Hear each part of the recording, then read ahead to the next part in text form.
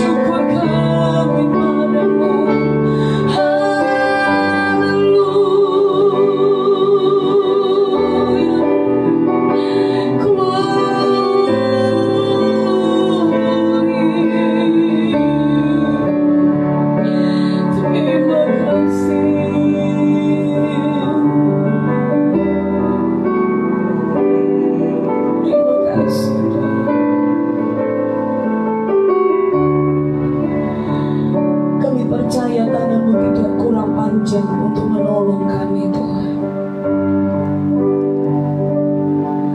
Telinga-Mu tidak kurang tajam untuk mendengar setiap seruan doa kami. Kami percaya Tuhan, ketika kami bersyukur ada mujizat-Mu yang terjadi di dalam setiap langkah hidup kami Bapa. Kami mau nyatakan iman kami malam hari ini kepada-Mu, sebab Engkau satu-satunya Tuhan, Engkau satu-satunya Allah yang layak ditinggikan di dalam setiap hidup kami Tuhan. Haleluya. Terima kasih Tuhan. Tangan Tuhan tak kurang panjang untuk selalu menolong hidupku. Telinganya tak kurang tajam untuk mendengar seruan hatiku.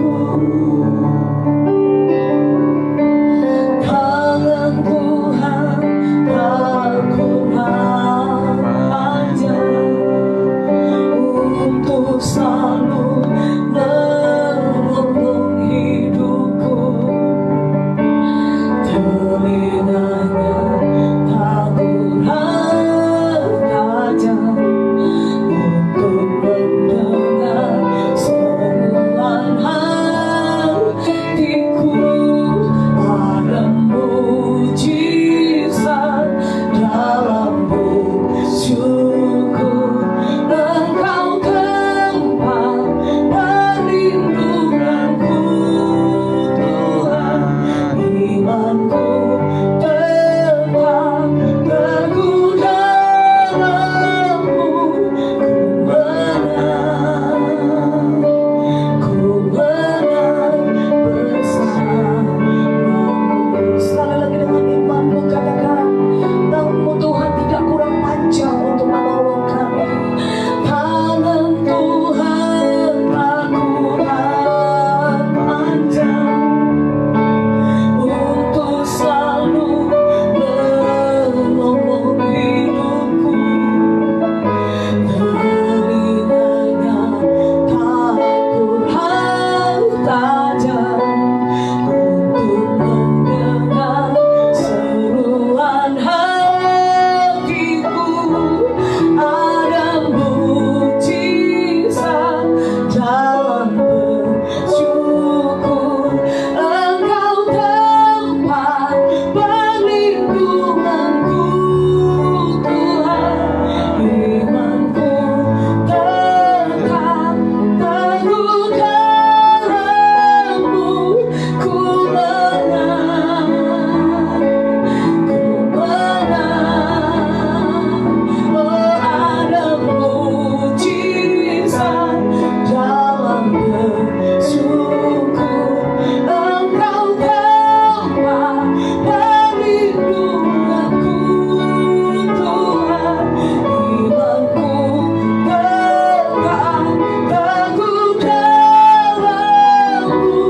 Ku menang, ku menang. Sekali lagi katakan, ada mujizat dalam bersyukur. Engkau tempat perlindunganku Tuhan. Imanku tetap teguh dalam-Mu. Ku menang, ku menang, ku menang, ku menang, ku menang. Sekali lagi katakan, ku menang, ku menang bersama-Mu. Ini yang menjadi pernyataan iman kami di malam hari ini di hadapan Tuhan. Kami percaya dengan iman kami Tuhan, bahwa ketika kami bersyukur ada mujizat di dalam hidup kami. Engkau tempat perlindungan di dalam hidup kami Tuhan. Dan kami percaya iman kami akan teguh ada di dalam Engkau Tuhan. Kami akan menjadi orang-orang yang lebih dari pemenang bersama-Mu Tuhan. Kami meraih kemenangan demi kemenangan di dalam setiap perjalanan iman kami Bapa. Terima kasih Tuhan Yesus, kami bersyukur buat penyertaan kasih setia-Mu yang sudah kami alami dari pagi hingga malam hari ini Tuhan. Kembali kami menaikkan ucapan terima kasih kami kepadamu Bapa. Terlalu ajaib, terlalu baik Engkau di dalam hidup kami. Penyertaan, pertolongan, kasih setia, mujizat-Mu yang terus Engkau nyatakan di dalam setiap hari-hari kami Tuhan. Malam hari ini kembali kami datang dengan hati bersyukur. Kami membuka setiap hidup kami Tuhan. Kembali taburi dengan kebenaran firman-Mu di malam ini Bapa. Kami rindu dan kami mau nyatakan bahwa betapa hati kami haus akan perkataan-perkataan-Mu Tuhan. Karena kami percaya di dalam setiap perkataan-Mu ada janji-janji yang menghidupkan kami. Urapi hamba-Mu yang akan menyampaikan kebenaran firman-Mu. Jadikan kami seorang murid yang mau mendengar dan taat untuk melakukan setiap kebenaran firman-Mu Tuhan. Dan kami percaya iblis Engkau tidak berhak untuk mencuri setiap benih-benih firman yang ditaburkan di malam hari ini. Kami berdoa Bapa di dalam nama Tuhan Yesus Kristus. Kuduskan setiap telinga-telinga kami Tuhan. Ketika kami mendengar akan pemberitaan firman-Mu di malam hari ini. Sehingga firman itu menjadi benih yang tertanam di hati kami menjadi rema. Untuk kami menghidupi di sepanjang hari-hari kami. Dan kami melakukan di sepanjang hidup kami Tuhan. Dan kami percaya hati kami telah dikuduskan, disiapkan oleh Tuhan untuk menerima setiap benih kebenaran firman-Mu. Tutup bungkus area di mana kami berada, setiap kami anak-anak-Mu Tuhan yang mengikuti renungan malam ini. Tutup bungkus atmosfer yang ada di atas kami. Tutup bungkus seluruh kehidupan kami, keluarga kami. Dan kami mau menikmati hidangan lewat kebenaran firman-Mu di malam hari ini Tuhan. Karena kami percaya kekuatan, kesembuhan, pemulihan, mujizat itu terjadi ketika kami hidupi kebenaran firman-Mu di dalam hidup kami. Terima kasih Bapa. Kami mau siap untuk belajar akan kebenaran firman-Mu di malam hari ini. Hanya di dalam nama Tuhan Yesus Kristus kami berdoa dan mengucap syukur. Haleluya. Amin.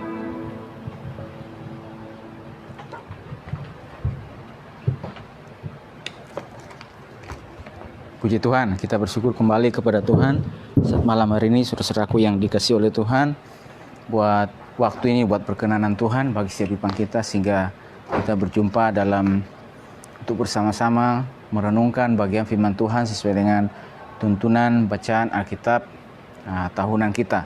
Pada hari ini tanggal 26 Juni tahun 2020, maka dari kitab Perjanjian Baru kita sudah sampai ke Kisah Rasul pasal yang ke-17 ya. Satu pasal ini ada 34 ayat yang kita bisa lihat dan kita bisa pelajari, tapi tentunya kita tidak akan melihat semuanya, tapi ada beberapa bagian-bagian yang kita bisa ambil dan kita bisa pelajari dan kita bisa renungkan bersama-sama. Ya, kalau dalam Perjanjian Lama sudah sampai kitab Mazmur pasal yang ke-7 sampai yang ke-9. Puji Tuhan, malam hari ini kita akan lihat dan kita akan pelajari, kita akan baca bersama-sama dari Kisah Rasul pasal 17 ayat 1 sampai yang ke-4. Ya, ini yaitu tentang pekabaran Injil di Tesalonika. Kalau dalam perikopnya sini, ini yang diberikan oleh LAI, kerebutan di Tesalonika. Saya akan bacakan dari ayat pertama sampai ayat yang ke-4. Paulus dan Silas mengambil jalan melalui Amfipolis dan Apolonia dan tiba di Tesalonika. Di situ ada sebuah rumah ibadat orang Yahudi. Seperti biasa Paulus masuk ke rumah ibadat itu. 3 hari Sabat berturut-turut ia membicarakan dengan mereka bagian-bagian dari kitab suci. Ayat 3. Ia menerangkannya kepada mereka dan menunjukkan bahwa Mesias harus menderita dan bangkit dari antara orang mati. Lalu ia berkata, inilah Mesias, yaitu Yesus yang kuberitakan kepadamu. Ayat 4. Beberapa orang dari mereka menjadi yakin dan menggabungkan diri dengan Paulus dan Silas, dan juga sejumlah besar orang Yunani yang takut kepada Allah, dan tidak sedikit perempuan-perempuan terkemuka. Saudaraku yang dikasihi oleh Tuhan, jemaat yang dikasihi oleh Tuhan, kita perhatikan di Kisah Rasul pasal yang ke-17 ini, setelah dari Filipi, maka mereka sekarang Paulus, Silas dan teman-temannya, rekan-rekannya dalam perjalanan misi yang kedua ini tiba di Tesalonika, ya. Dan seperti biasa ketika mereka tiba di sebuah tempat, mereka tahu persis apa yang harus dilakukan, dikerjakan di tempat di mana mereka. Dan di situ kata firman Tuhan, kitab menulis kepada kita, ada sebuah rumah ibadat orang Yahudi, ya. Dan mereka seperti biasa, ya, ditulis seperti biasa bahwa baik di Tesalonika, juga di tempat yang lainnya, maka ketika ada rumah ibadat orang Yahudi, ya segera masuk dan memberitakan firman Tuhan di sana, ya. Dikatakan firman Tuhan 3 hari Sabat berturut-turut, ya. 3 hari Sabat berturut-turut ia membicarakan dengan mereka bagian-bagian dari kitab suci, ya, bagian-bagian dari kitab suci, menerangkan, ya, memberikan penerangan kepada mereka. Dan juga tentunya pasti juga ada bersoal jawab, bertanya jawab, menerangkan kebenaran firman Tuhan sesuai dengan hikmat yang Tuhan anugerahkan kepada Paulus, bahwa tadinya dia seorang yang dididik dengan teliti oleh ahli Taurat yang bernama Gamaliel, itu berjumpa dengan Tuhan, ya, Kristus menunjukkan dirinya kepada dia, lalu sekarang dia berbalik dari Taurat, habis itu kepada Injil, dan sesudah itu dia mulai menerangkan, ya, mulai berbicara, menyampaikan seperti yang dianugerahkan oleh Roh Kudus kepada dia untuk dia mulai berbicara, ya. Saudaraku terkasih, bahwa di situ dikatakan bahwa 3 hari Sabat berturut-turut yang membicarakan dengan mereka bagian-bagian dari kitab suci. Bagian atau ia menyampaikan tentang Mesias, ya, karya Mesias untuk menyelamatkan, ya, karya Yesus Kristus untuk menyelamatkan orang-orang yang mau percaya kepadanya, ya. Artinya juga, bahwa saudaraku terkasih, bahwa dalam intinya yang diberitakan di situ di ayat yang ketiga, bahwa ia menerangkannya kepada mereka dan menunjukkan bahwa Mesias harus menderita dan bangkit dari antara orang mati, lalu berkata, inilah Mesias, yaitu Yesus yang kuberitahukan kepadamu. Jadi mereka tahu persis bahwa inti berita Injil yang mereka sampaikan tidak ada yang lainnya, yaitu harus berfokus kepada Mesias, berfokus kepada salib Kristus, berfokus kepada Dia yang menyelamatkan, ya. Atau artinya juga berita ini adalah membawa berita sukacita, membawa berita pengampunan, membawa berita ada keselamatan di dalam nama Yesus, ya. Jadi mereka tahu persis bahwa hadirnya mereka ada di mana, Tuhan yang membawa mereka di tempat tersebut, dan selama masih ada kesempatan, waktu yang diberi, mereka harus mengerjakan sesuatu, mereka harus melakukan sesuatu sesuai dengan tugas, sesuai dengan kapasitas, dan sesuai dengan panggilan mereka sebagai utusan-utusan, sebagai rasul-rasul untuk memberitakan firman Tuhan. Dan inti, ya, dari berita itu adalah ini Injil yang mereka bawa ini berita sukacita, ya, berita pengampunan dosa, berita keselamatan dalam nama Yesus, bahwa di dalam nama Yesus, ya, dosa kita yang tadinya telah tergadai kepada dosa, tapi kita ditebus dengan darah Tuhan Yesus Kristus yang mati di atas kayu salib. Dan barang siapa yang percaya kepadanya, maka kutuk hukuman dosa telah ditanggung oleh Kristus di atas kayu salib, dan tidak akan mengalami lagi hukuman di dalam kerajaan maut. Dan inilah yang kami sampaikan, inilah yang kami sampaikan kepada kalian. Atau juga kita katakan juga ini berita pengharapan yang kekal, bukan pengharapan yang semu. Berita pengharapan yang memberikan pengharapan kepada mereka, ya. Berita perdamaian, bahwa Yesus Kristus datang untuk mendamaikan manusia dengan Allah.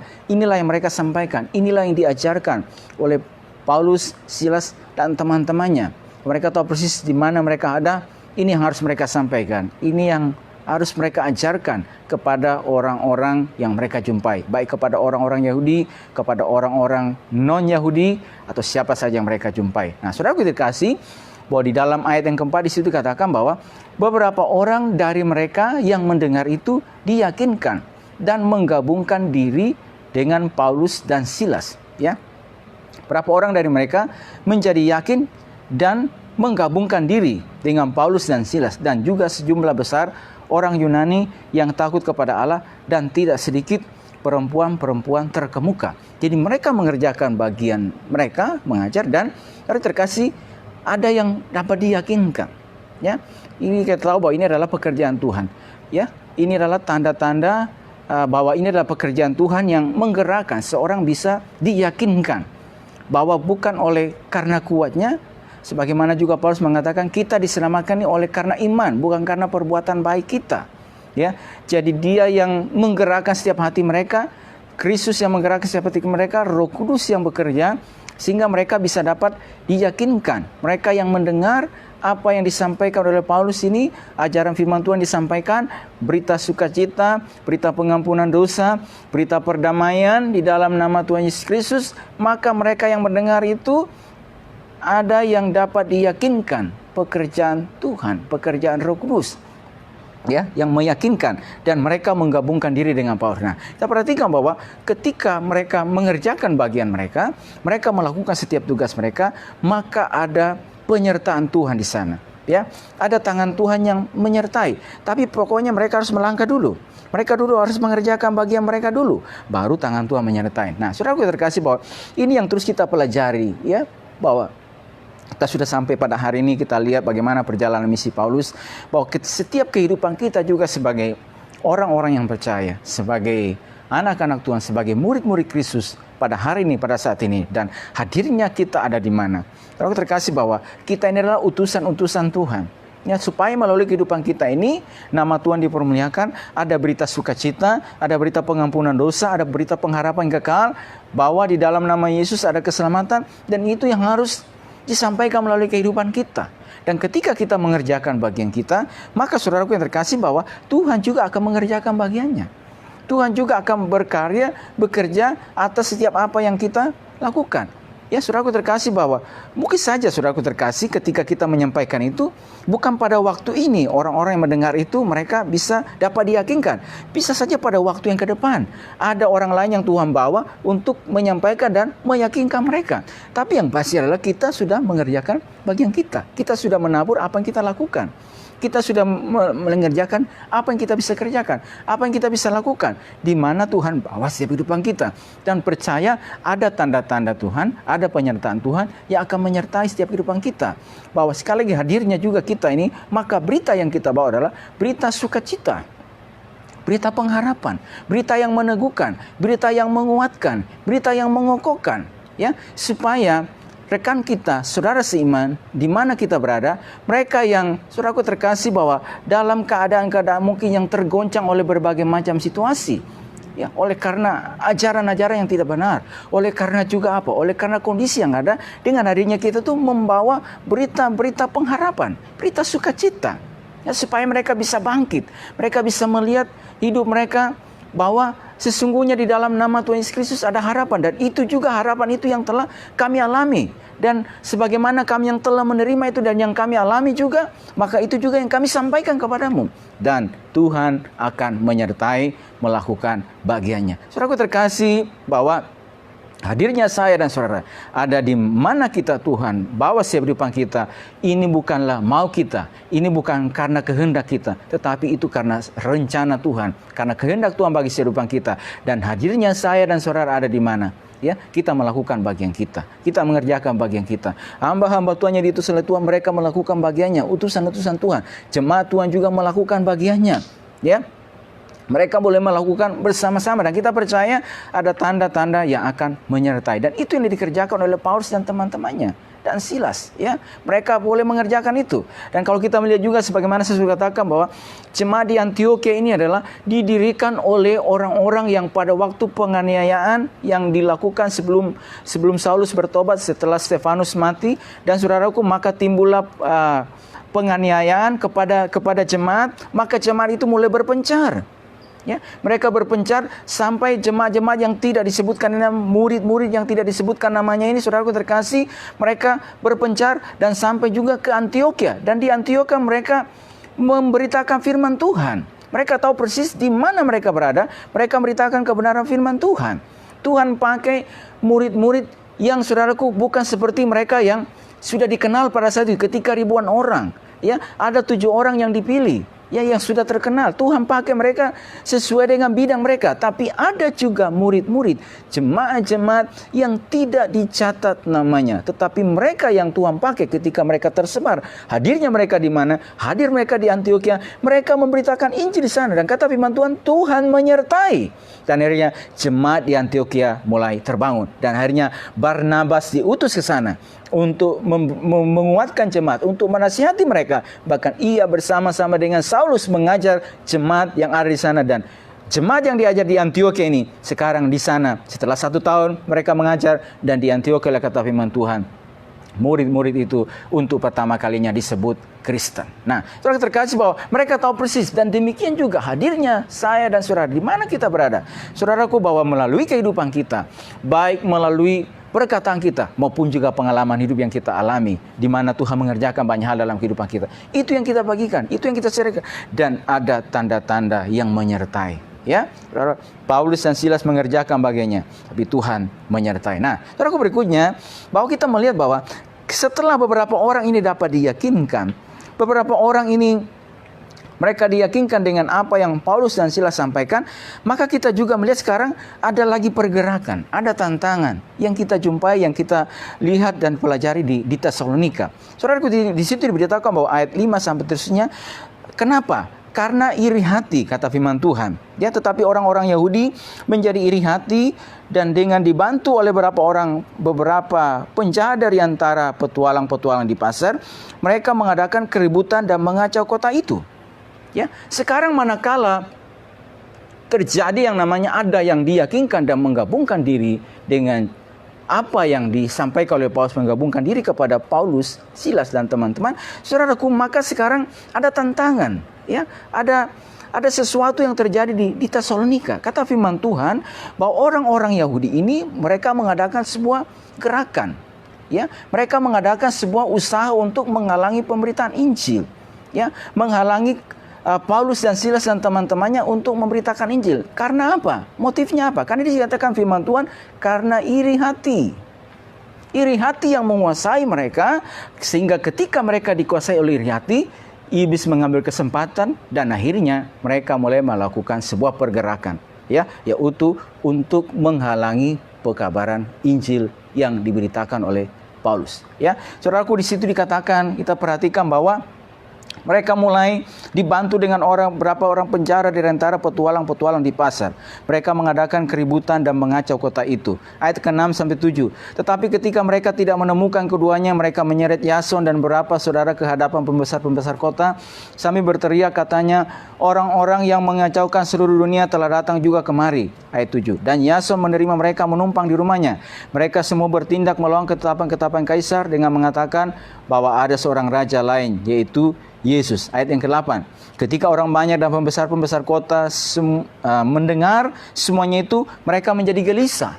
Ya, jadi inilah tantangan yang dijumpai, bahwa orang-orang Yahudi yang ada di sana, saudaraku terkasih, yang tidak menerima apa yang disampaikan, timbullah kedengkian, timbullah iri hati, dan sekarang mereka coba menggelisahkan, mereka coba melakukan sesuatu supaya jemaat ini, orang-orang yang oleh kasih karunia Tuhan diselamatkan. Mereka mencoba mencari jalan bagaimana supaya sekarang ini ada pergerakan yang mereka dibuat, atau ada perhambatan yang mereka kerjakan, yang mereka lakukan terhadap pelayanan, ya, yang dilakukan oleh Paulus, Silas dan teman-temannya. Saudaraku, di sini kita jumpai bahwa inilah tantangan yang dijumpai oleh Paulus, Silas dan teman-temannya yang ada di Tesalonika. Nah, saudaraku, kalau kita juga kilas balik kepada misalnya apa pelayanan yang dilakukan oleh Paulus, ya, baik ketika Paulus dan Barnabas ada di Antioquia, ya, dan juga misalnya di kota yang lainnya, maka saudaraku terkasih bahwa tantangan atau apa yang dihadapi itu berbeda-beda. Nah, saudaraku, kalau di Antioquia itu yang sudah saya katakan kemarin, bahwa ini ada beberapa orang, ya, dari Yudea yang datang ke Antioquia, ya, untuk mengajarkan bahwa orang-orang non-Yahudi yang ada di sana harus disunat supaya mereka beroleh keselamatan. Ya, jadi mereka datang ke sana, ya, seolah-olah mereka adalah utusan rasul, tapi tidak demikian. Mereka datang membawa dengan ajaran yang ingin menggoyahkan, menggelisahkan, yang tidak benar, ya, tentang apa yang coba mereka ingin menaburkan benih yang lain. Ya. Mereka ingin mengacaukan jemaat yang telah menerima pengajaran dari rasul-rasul yang diutus oleh Tuhan. Dan sekarang mereka ingin menggoyangkan dengan ajaran itu. Ya, ajaran yang ada. Motifnya apa, saudaraku terkasih? Bahwa motifnya saya dapat katakan bahwa ini mencari popularitas di tengah majunya jemaat. Jadi ketika jemaat yang maju di Antioquia itu, maka saudaraku terkasih, ada orang-orang. Nah, makanya sekali kalau kita baca dalam tulisan Paulus, dia terkadang mengatakan bahwa ada rasul-rasul yang curang, ada pekerja-pekerja palsu, ada untuk kepentingan pribadi mereka. Ya, itu yang dipakai karena ini tantangan yang nyata yang real dihadapi oleh Paulus, Barnabas, Silas dan dalam perjalanan misi ini. Pada perjalanan ketika di Antioquia terjadi demikian, ada orang-orang datang dengan sebuah tujuan, ya, mencari keuntungan pribadi dan mereka mulai menaburkan, ya, hal ajaran yang tidak benar di tengah jemaat, ya. Dan saudaraku, itu yang saya katakan bahwa akhirnya ajaran tersebut menggelisahkan jemaat, menggoncangkan mereka. Dan ini saya katakan bahwa iblis bisa mengambil keuntungan di tengah-tengah situasi tersebut. Ya, iblis ingin memecah belah. Nah, nanti kita akan melihat apa peranan Paulus dan juga intervensi Tuhan, ya, atas apa situasi yang ada. Nah, saudaraku, ketika kita juga melihat misalnya sampai juga kepada Syria, Kilikia, Derbe, Listra, Ikonium, sama juga terpengaruh juga oleh ajaran tentang sunat supaya diselamatkan. Ya, akibatnya jemaat menjadi resah, tergoncang, ya. Dan kalau misalnya terus dibiarkan ini, maka bisa terjadi kemunduran dalam jemaat. Waktu kita kepada Filipi, ada hambatan lagi yang lainnya. Hambatan apa? Dari hamba perempuan yang memiliki roh tenung, ya, yang ketika Paulus dan Silas dan teman-teman ini memberitakan itu, maka dia mengikuti mereka dengan berteriak, ya, berseru, orang ini adalah hamba Allah yang maha tinggi yang memberitakan jalan keselamatan. Dan ketika Paulus tidak tahan lagi akan hal tersebut, maka ia menghardik, ya, roh tersebut, dan roh tersebut keluar dari hamba perempuan tersebut, ya. Dan saudara berikutnya, tuan-tuan dari hamba perempuan itu sekarang melakukan pergerakan. Mereka menangkap Paulus dan Silas lalu menyeret ke pasar, ya, untuk menghadapkan kepada penguasa. Ya, dan saudaraku terkasih bahwa sesudah itu Paulus dan Silas didera berkali-kali lalu dimasukkan ke dalam penjara. Nah, apa yang menjadi motifnya? Motifnya kalau kita perhatikan di situ bahwa harapan mereka akan mendapat penghasilan lenyap. Jadi ini motif secara ekonomi. Sehingga mereka mulai melakukan usaha, ya, untuk mengacaukan situasi yang ada, ya, jemaat yang ada, ya. Jemaat yang boleh dikatakan ini, saudaraku terkasih, pelayanan yang Paulus dan Silas lakukan. Bahwa ketika mereka mengajar perempuan-perempuan, maka ada seorang bernama Lydia yang diselamatkan. Dan ketika juga mereka memberitakan Injil, lakukan saja, maka nanti Tuhan akan bekerja. Ada yang pada saat itu dapat diyakinkan, dan kita percaya juga, saudaraku terkasih, ada juga pada waktu yang kedepannya itu, ada utusan Tuhan yang lainnya, maka mereka bisa diyakinkan oleh apa yang telah pernah mereka dengar dan mereka lakukan. Tapi manakala saudaraku terkasih, jemaat ini ada orang-orang yang dapat diyakinkan, maka juga saudaraku terkasih ada saja tantangan yang dijumpai. Nah, itu yang kita perhatikan. Kalau di Filipi oleh karena apa? Ada motifnya itu apa? Oleh karena penghasilan mereka, sehingga yang akan nanti akan lenyap, ya, akibat dari hal tersebut, sehingga mereka mulai melakukan penghambatan. Mereka mulai ingin mengacaukan situasi jemaat yang ada. Dan ketika saudaraku terkasih bahwa ketika Paulus dan Silas dilepaskan dari penjara, mereka segera ke rumah Lydia dan bertemu dengan saudara-saudara situ dan menghiburkan mereka. Jadi saudaraku dapat dikatakan bahwa saudara-saudara ini, ya, orang-orang yang bersama dengan Paulus yang diyakinkan oleh pemberitaan, mereka jadi resah, mereka jadi khawatir. Apa yang akan terjadi dengan Paulus dan Silas, ya? Tapi sesudah dilepaskan, mereka ke sana dan menghiburkan mereka. Ketika ada di Tesalonika dan ada beberapa orang yang diyakinkan dengan pemberitaan Injil dan menggabungkan diri, sekarang juga karena motifnya karena iri hati. Nah, saudaraku terkasih, mari coba kita lihat dari pengalaman yang kita perhatikan dari pelayanan pemberitaan ini. Ketika pelayanan pekerjaan Tuhan boleh mengalami perkembangan, saudaraku terkasih, maka ada saja situasi-situasi yang coba datang ingin mengacaukan. Ada oleh karena ajaran yang dibawa oleh beberapa orang yang tidak mewakili siapapun. Mereka ingin mencari keuntungan di tengah-tengah situasi tersebut, ya. Dan saudaraku berikutnya, ada juga karena motivasi oleh karena penghasilan mereka akan lenyap oleh karena apa yang Paulus yang lakukan ini. Dan ada karena iri hati, ya, sehingga mereka ingin menggoyangkan jemaat. Ya, mereka ingin supaya jemaat yang telah terbentuk ini tergoyangkan. Saudara terkasih, dalam perjalanan juga pada hari ini, dalam majunya kita sebagai jemaat Tuhan, dalam majunya sebuah pelayanan pekerjaan Tuhan yang telah dibawa, yang telah dimulai oleh utusan-utusan Tuhan. Saudara terkasih, bahwa saudara terkasih di tengah-tengah kemajuan itu juga ada saja terkadang hambatan-hambatan yang coba mau membuat supaya jemaat Tuhan ini tidak mengalami lagi kasih karunia Tuhan, tapi mengalami kemunduran, mengalami terpecah belah. Ya, nah, saudaraku terkasih, manakala ini datang, saudaraku, apa yang harus kita lakukan? Apa yang harus kita kerjakan sekarang? Nah, coba kita perhatikan sekarang. Sekarang bagaimana Paulus, Barnabas, dan Silas, mereka lakukan apa? Saudaraku, bahwa mereka dengan tegas, ya, menentang ajaran yang tidak benar itu. Ya, ajaran yang tidak benar yang diajarkan oleh pekerja-pekerja yang mencari keuntungan, ya, atas situasi yang terjadi. Dan mereka datang kepada alamat yang tempat. Mereka datang kepada rasul-rasul di Yerusalem, ya, untuk meminta sebuah otoritas, ya, untuk membuat sebuah surat supaya jemaat ini jangan digoyangkan. Ya, jadi mereka sebagai rasul-rasul Tuhan, utusan Tuhan, mereka bekerja di sana, menghiburkan jemaat, meneguhkan jemaat, ya, supaya jangan sampai terpengaruh oleh situasi ajaran yang tidak benar. Jangan sampai mau digoyangkan, ya, jangan sampai mau terseret oleh ajaran yang ingin membawa kita jauh daripada kebenaran. Dan saudaraku, ada yang ingin mengambil, dan lebih daripada itu kita melihat, saudara, ada iblis ingin mengambil kesempatan di sana. Dan karena itu, saudaraku terkasih, hadirnya alat-alat Tuhan ini, utusan Tuhan ini, mereka melakukan bagiannya. Nah, sekarang juga kita melihat juga, saudaraku terkasih, bahwa mereka datang dan mengajarkan kebenaran firman Tuhan, ya, sampaikan. Dan mereka meneguhkan jemaat, menghibur mereka, bukan seperti pekerja-pekerja itu, ya, yang memiliki motivasi yang lain. Tidak ada satu motivasi apapun dari mereka, ya, tetapi justru mereka ingin sebuah motif, yaitu hanya untuk apa? Hanya untuk dengan mereka memberitakan kebenaran firman Tuhan supaya mereka ini boleh diselamatkan. Dan sekarang juga kita sebagai jemaat juga yang ada di tengah-tengah situasi, kita juga harus berperanan di sana. Saudara terkasih, manakala ada ajaran-ajaran yang demikian, kita harus tahu. Saya sudah katakan bahwa kita kenal siapa suara gembala kita.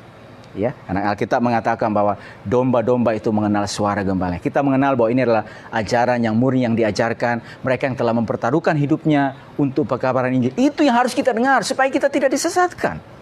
Ya. Nah, berikutnya juga saudaraku yang terkasih, bahwa kita mendukung dalam doa dan juga sekarang ikut juga bersama-sama bagaimana supaya berperanan di tengah-tengah jemaat. Itu yang saya katakan, bahwa hadirnya saya di dalam rumah Tuhan dan saudaraku di tempat di mana Tuhan taruh setiap kehidupan kita bukanlah suatu yang kebetulan. Berarti saya hadir di sana tempat itu supaya jemaat, semua saudara seiman, rumah Tuhan, gereja Tuhan di mana kita berada terus kuat, terus kokoh, tidak dapat digoyangkan, digoncangkan oleh berbagai macam apa saja, oleh berbagai macam tantangan, situasi.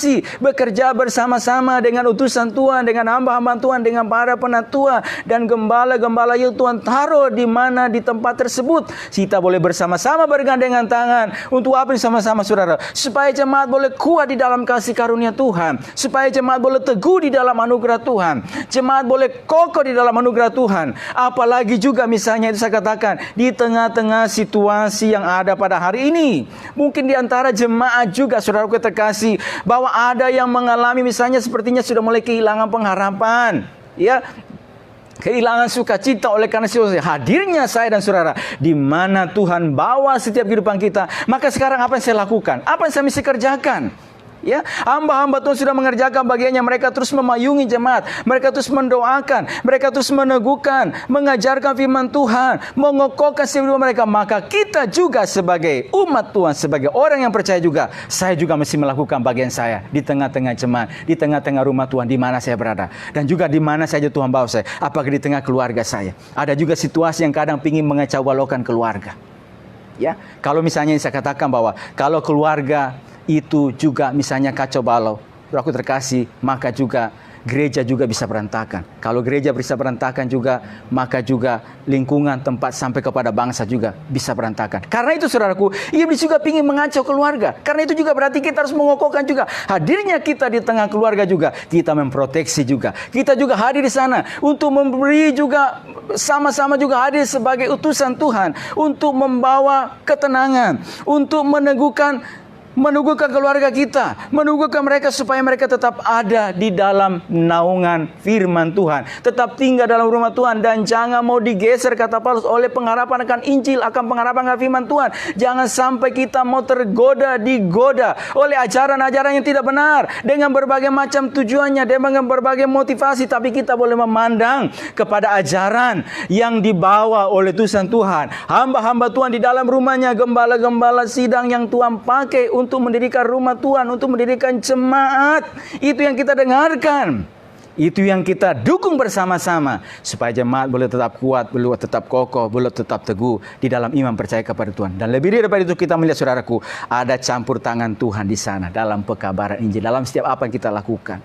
Ya, saudaraku terkasih, bahwa setiap apa yang kita lakukan, kerjakan, campur tangan Tuhan pasti bekerja di dalamnya. Percayalah juga saudaraku yang terkasih, bahwa setiap apa yang kita lakukan, setiap apa yang kita kerjakan pada hari ini, di mana Tuhan bawa kehidupan kita, hadirnya saudara di dalam keluargamu, ketika engkau melakukan bagianmu, campur tangan Tuhan pasti terjadi. Kita mulai kuat di dalam doa untuk kita mendoakan supaya terpayungi secara rohani dari berbagai macam tantangan-tantangan, dari berbagai macam ajaran yang tidak benar, dari berbagai macam juga hal-hal yang lainnya, supaya mereka tetap kuat. Dan juga ketika kita masuk dalam rumah Tuhan, kita juga menjadi jemaat Tuhan yang kuat, keluarga Tuhan yang kuat dalam rumah Tuhan, mendukung pelayanan pekerjaan Tuhan di mana Tuhan tempatkan saudara dan saya untuk kita bersama-sama. Di tempat tersebut apa? Kita juga bisa mensupport di dalam doa kita. Kita juga bisa boleh meneguhkan jemaat Tuhan yang lainnya. Saling membangun, saling meneguhkan, saling menguatkan satu dengan yang lainnya. Bahkan terus saudaraku yang terkasih, mendengarkan suara firman Tuhan yang dibawa oleh utusan-utusan Tuhan yang ditempatkan oleh Tuhan di tengah-tengah jemaat Tuhan yang ada. Supaya kita boleh bertumbuh di dalam kasih karunia Tuhan. Kita boleh bertumbuh terus dan kita boleh melihat saudaraku terkasih bahwa ada pengharapan dalamnya. Bahwa apapun yang kita kerjakan pada hari ini, saudaraku terkasih, ada pahala, ada upah yang menyertai setiap langkah kita. Saudaraku terkasih, ini yang kita bisa lihat, saudaraku, dari firman Tuhan kita belajar. Bahwa ketika Paulus hadir di tempat di mana mereka berada, mereka tahu bahwa apa yang harus mereka kerjakan di tempat tersebut. Mereka sebagai utusan Tuhan, pemberita kebenaran firman Tuhan. Dan ketika mereka mulai melakukan bagiannya, Tuhan juga mulai melakukan bagiannya, memberikan keyakinan ya kepada saudaraku, kepada orang-orang yang mendengarnya, supaya orang-orang yang mendengarnya ini, saudaraku terkasih, mereka bisa diyakinkan, mereka bisa diteguhkan, untuk mereka bisa boleh mengambil keputusan untuk percaya kepada firman Tuhan yang disampaikan oleh utusan-utusan Tuhan. Tuhan bekerja, Tuhan turut campur tangan. Demikian juga Tuhan turut campur tangan atas setiap kehidupan kita dimanapun saya dan saudara berada. Dan ketika Tuhan juga bawa kita di mana, saudaraku, pasti saja ada tantangan, ada saja situasi yang ingin menghambat kita maju, saudaraku yang terkasih. Ada berbagai macam tantangan yang diperhadapkan kepada kita. Tapi justru ketika ada tantangan itu, saudaraku, itu baik ajaran yang tidak benar dan juga situasi yang lain, kita mari bergandengan tangan bersama jemaat Tuhan di dalam rumah Tuhan, bersama dengan utusan Tuhan, bersama dengan para penatua, bersama dengan gembala yang ada dalam rumah Tuhan. Kita bergandengan tangan untuk supaya jemaat itu tetap kuat, tetap kokoh. Atau kita seperti, saudaraku terkasih, gadis-gadis yang bijaksana dalam menantikan kedatangan Tuhan, dan jangan mau terpengaruh sebagaimana kata Paulus juga, dan jangan mau digeser akan keyakinan kepada pengharapan kepada Injil, ya, kepada firman Tuhan yang disampaikan kepada kita, ya, kepada setiap kebenaran yang disampaikan kepada kita. Dan berarti itu artinya apa? Hadirnya saya dan saudara juga untuk meneguhkan, menguatkan, mengokohkan rekan-rekan kita, saudara seiman kita dalam Tuhan, supaya mereka tetap kuat. Mereka yang bimbang, mereka jadi kuat, jadi kokoh, jadi teguh dalam iman kepada Tuhan. Dan juga misalnya di tengah-tengah situasi juga yang ada pada hari ini, saudaraku yang terkasih, hadirnya saya dan saudara juga, sekarang saya juga hadir, juga membawa pesan Tuhan, berita Tuhan, bahwa supaya jemaat yang ada saudara seiman saya, keluarga saya, bahkan lingkungan di mana saya berada, di tempat kerja saya, di usaha saya juga. Hadirnya saya di tempat itu juga berarti membawa sebuah pesan Tuhan, mengusahakan kesejahteraan di mana saya berada. Supaya mereka yang ada boleh mengalami kekuatan, boleh mengalami kekokohan, dan mereka tetap teguh berpegang kepada kebenaran firman Tuhan. Dan kita percaya, saudaraku yang terkasih, campur tangan Tuhan pasti terjadi setiap apa yang kita lakukan. Campur tangan Tuhan, pertolongan Tuhan akan terjadi. Tuhan melakukan bagiannya. Tuhan akan juga meneguhkan setiap apa yang kita lakukan. Saya berdoa bagi semua kita pada malam hari ini supaya Tuhan terus menolong kita, memakai kita menjadi jemaat-jemaat yang kuat, jemaat-jemaat yang tahu di mana saya berada ada tugas Tuhan yang harus saya kerjakan. Ada sesuatu yang saya mesti bawa, dan itu artinya saya bawa apa? Bawa berita firman Tuhan, bawa berita kesukaan, bawa berita damai sejahtera, bawa berita yang meneguhkan, yang menguatkan, yang mengokohkan jemaat Tuhan, saudara seiman. Ya, dimanapun saya berada, saya katakan baik di dalam keluarga, di tempat kerja, di masyarakat, di dalam rumah Tuhan, di mana saja kita berada, saudaraku terkasih, kita sebagai utusan-utusan Tuhan yang dipakai untuk, saudaraku, memberi dampak menjadi berkat bagi banyak orang. Puji Tuhan, kita berdoa dan kita percaya Tuhan akan terus membawa kehidupan kita, memakai setiap kehidupan kita untuk menjadi alat-alatnya Tuhan, utusan-utusan Tuhan sebagai pemberita-pemberita kebenaran Tuhan pada saat pagi. Puji Tuhan, Tuhan berkati kehidupan kita. Saat malam hari ini kita akan masuk dalam doa kita, tapi sebelumnya kita akan kembali bersama-sama memuji Tuhan.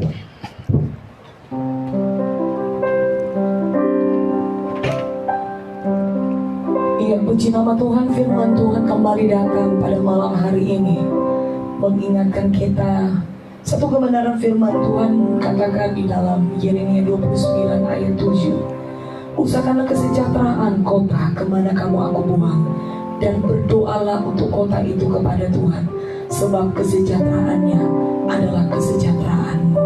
Saya percaya bahwa Bapak Ibu Saudara dimanapun engkau berada malam hari ini, satu yang Tuhan minta, mari kita sama-sama bergandengan tangan, berdoa bagi kota, bagi tempat, daerah di mana Tuhan taruh kita saat ini untuk kita tinggal. Dan jiwa-jiwa yang ada di sana itu adalah tanggung jawab yang Tuhan percayakan bagi setiap kita untuk berdoa supaya mereka juga yang belum percaya kepada Kristus dapat diselamatkan. Mari kita akan masuk di dalam doa kita bersama. Kita naikkan satu pujian, peganglah tanganku Roh Kudus setiap waktu. Kita minta Roh Kudus untuk pegang setiap hidup kita, supaya kita dapat mengerti apa yang menjadi kehendak Tuhan bagi setiap hidup kita.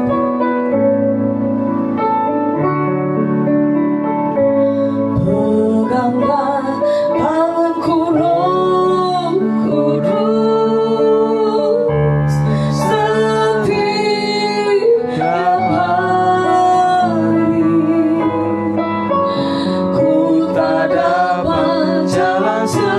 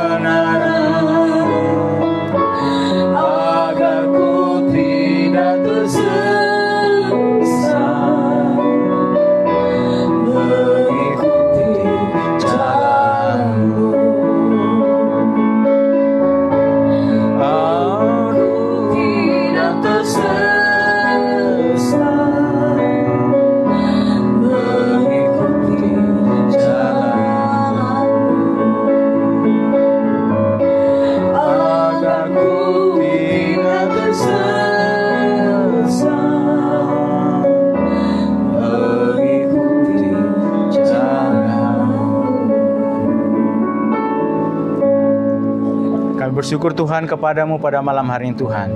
Biar Roh Kudus terus memegang setiap tangan kami, setiap langkah kami ya Tuhan. Terus menuntun kami, membawa kami ya Bapa untuk terus tinggal di dalam kebenaran-Mu ya Tuhan. Dengan tuntunan Roh Kudus yang memampukan kami untuk supaya hadirnya juga kami di mana ya Tuhan. Itu artinya kami menghadirkan shalom, menghadirkan damai sejahtera, mengusahakan kesejahteraan buat tempat, buat daerah di mana kami berada ya Tuhan. Supaya tempat di mana kami berada boleh mengalami kesejahteraan daripada Tuhan. Dengan hadirnya setiap kehidupan umat-Mu, setiap kehidupan kami ya Tuhan. Dan itu juga artinya bahwa dengan hadirnya kami Tuhan, kami sebagai utusan-utusan-Mu ya Tuhan, untuk juga penyampai-penyampai berita kebenaran, berita sukacita ya Tuhan, yang Tuhan ajarkan bagi setiap kehidupan kami ya Tuhan. Tuhan tolong seluruh umat-Mu Tuhan, Tuhan tolong kami ya Tuhan, baik di tengah keluarga kami ya Tuhan, semuanya Tuhan, untuk juga terus boleh menghadirkan ya Tuhan sukacita Tuhan, menghadirkan ketenangan, menghadirkan damai sejahtera di tengah-tengah keluarga kami ya Tuhan.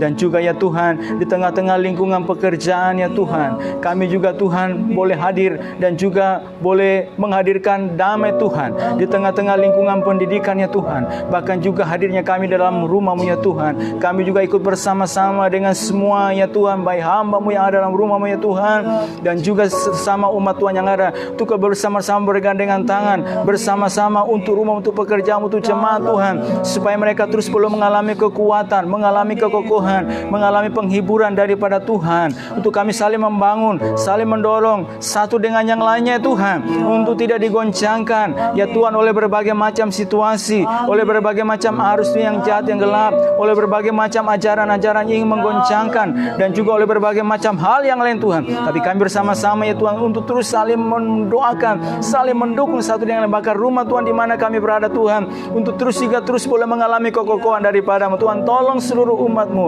Tuhan, tolong ya Tuhan dimanapun mereka berada Tuhan, tolong dimanapun Tuhan, bawa setiap kehidupan kami, setiap umat-Mu ya Tuhan, untuk terus berdampak dan berdaya guna ya Tuhan, untuk ya Tuhan terus ya Tuhan sebagai alat-Mu, sebagai bejana di tangan-Mu ya Tuhan. Terima kasih, berkati seluruh umat-Mu ya Tuhan, berkati seluruh jemaat Tuhan, berkati seluruh hamba-Hamba-Mu, rekan-rekan hamba-Hamba-Mu dalam pelayanan pekerjaan Tuhan.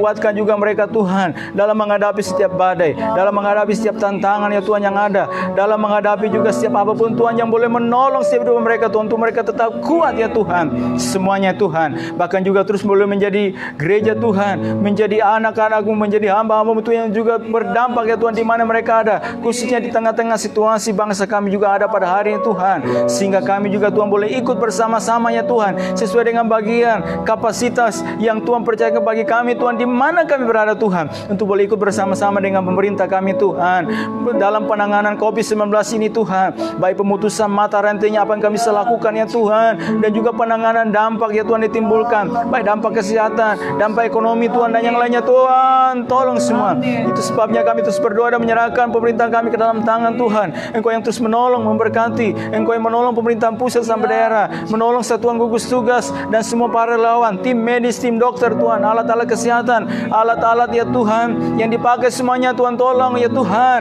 Bahkan juga Tuhan, dalam waktu ke depan ini Tuhan, apa-apa yang dicanangkan oleh pemerintah untuk new normal ya Tuhan, Tuhan tolong ya Tuhan. Bahkan di rumah-Mu juga Tuhan, rekan-rekan hamba Tuhan, gereja-gereja-Mu juga yang sudah mulai menjalankan ibadah new normal Tuhan, tolong semuanya Tuhan, sehingga umat-Mu boleh kembali datang berkumpul, dan mereka boleh diajar kebenaran firman-Mu ya Tuhan, mereka boleh teguhkan, dikuatkan, dikokohkan dalam rumah-Mu ya Tuhan. Tuhan tolong protokol kesehatan yang dijalankan setiap gereja, setiap umat-Mu Tuhan, tolong semuanya di dalam nama Tuhan Yesus Kristus. Campur tangan Tuhan boleh berkarya, bekerja ya Tuhan. Terima kasih, kami bersyukur pada saat ini, pada malam hari ini Tuhan sudah memberkati semua umat-Mu, jemaat-Mu, bahkan semua ikut bersama-sama dengan kami pada malam hari ini Tuhan. Kekuatan Tuhan, damai sejahtera Tuhan, penghiburan Tuhan ada bagi setiap kehidupan kami Tuhan. Kami bersyukur malam hari ini, terima kasih buat kesempatan ini. Kami juga akhiri perenungan malam kami pada malam hari ini Tuhan. Kami bersyukur dan Tuhan boleh memberkati kami semuanya Tuhan. Terima kasih, di dalam nama Tuhan Yesus Kristus kami bersyukur dan berdoa kepada Bapa di surga. Haleluya. Amin. Puji Tuhan, Tuhan berkati semua kita pada malam hari ini, dan shalom.